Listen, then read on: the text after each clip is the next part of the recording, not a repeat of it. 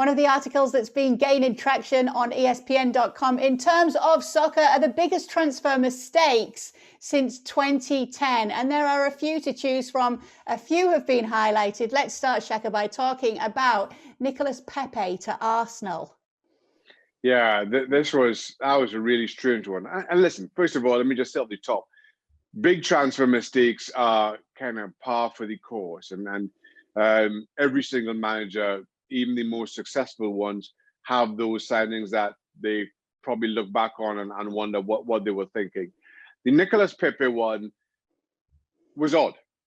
Given the money that they spent for Nicolas Pepe, what was it, 80 million or something of the sort? Up of 70 million, yeah. As promising as he was in Ligue 1, given the fact that Arsenal had previously been linked with and failed in their attempts to sign Wilfried Zaha, who played in the Premier League, and you knew exactly how good he was and what you were getting. And I don't think they went or were prepared to go anything over 40. I think when you, as much as you can excuse the mistake, I'll say in inverted commas, of signing Nicolas Pepe, when you put that next to a refusal to go over 40 for Wilfried Zaha, it makes the Pepe signing all the more confusing and makes it seem a far bigger mistake than maybe I'm suggesting it is right now. All right, next on the list, there are plenty, as I mentioned, but they have Man City signing Mangala, who also went on to say later he just didn't expect the Premier League to be as difficult to adapt to as it was for him. I don't know what to say about that. But then City haven't, since Vincent Kompany, City haven't been great with their centre backs, and I mean their style and particularly Pep Guardiola has had to adjust, and he has a certain way of playing.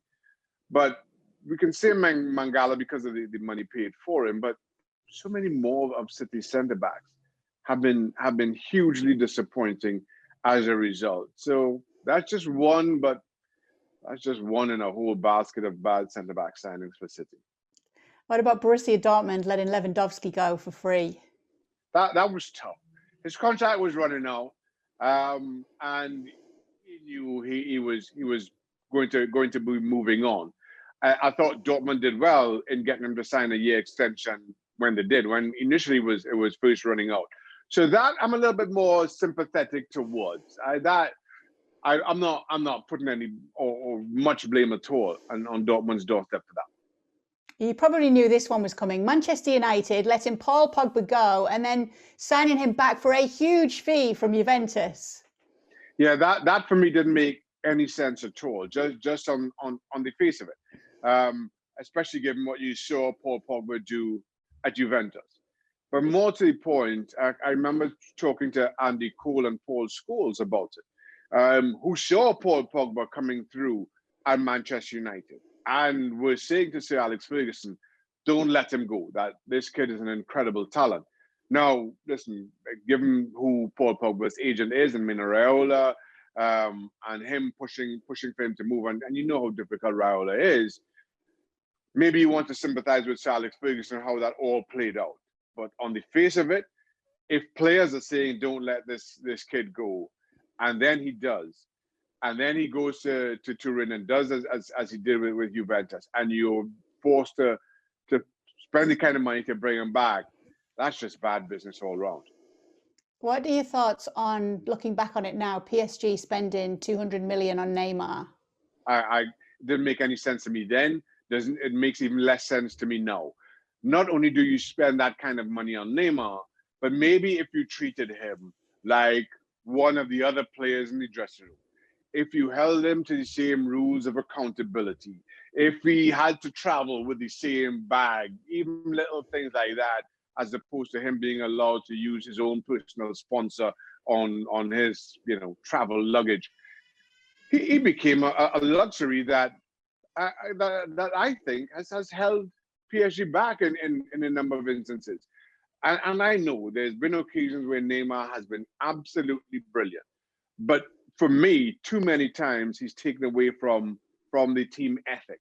And when you have a team piled with talent, You need that team ethic to be the glue that holds the squad together.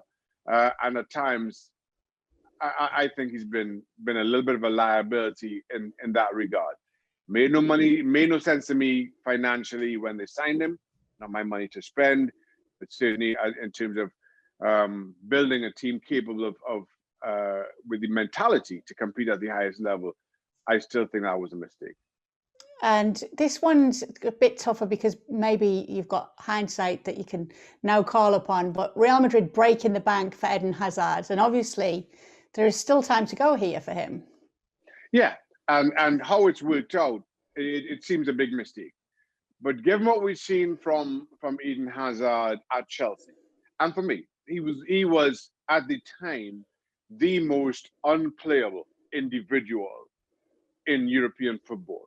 And listen, I just feel that maybe Chelsea didn't have the parts around him to kind of have the successes that maybe such a strong statement would suggest.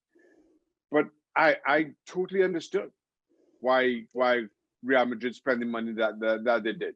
I never questioned that for a minute. I think what you then saw is Eden Hazard having an off season and letting things go physically in a way that he wasn't able to recover from, and now has been injury plagued ever since. I think that's more to do with Eden Hazard than it is Real Madrid. Obviously, this is one of the big ones that's always talked about, and it's two players from one club, Kevin De Bruyne and Mo Salah, being let go by Chelsea. Yeah, and for me, this is by far the biggest of the mistakes, of the faux pas that football has seen for quite some time. Not just once, but twice. And especially what you see in these players go on to do. De Bruyne in Germany with Bremen and then Wolfsburg, and then coming back to see what he did with City. Mo Salah to see what he did at Roma and now at Liverpool. So it's not as though fit in or certain leagues played better to their talents. I just felt, and I have always been very critical of Jose Mourinho and his style of football, that they didn't fit into a style. How do two incredibly talented players who play in the way that we've seen from De Bruyne at Salah not fit into your team is beyond me. So there's a mistake in your style and maybe your need to sign that type of player, that they don't fit in, that you have to let them go on the cheap, and then to see them come back and do as they've done in your same league, that for me is the biggest of errors. Yeah, make sure you go and check out this article on ESPN.com about the transfer mistakes and all the ones that got away. Well, thank you very much for watching ESPN on YouTube. For more sports highlights and analysis, be sure to download the ESPN app. And for live streaming, premium content, and let's not forget as well, ESPN FC 7 days a week. Subscribe to ESPN+.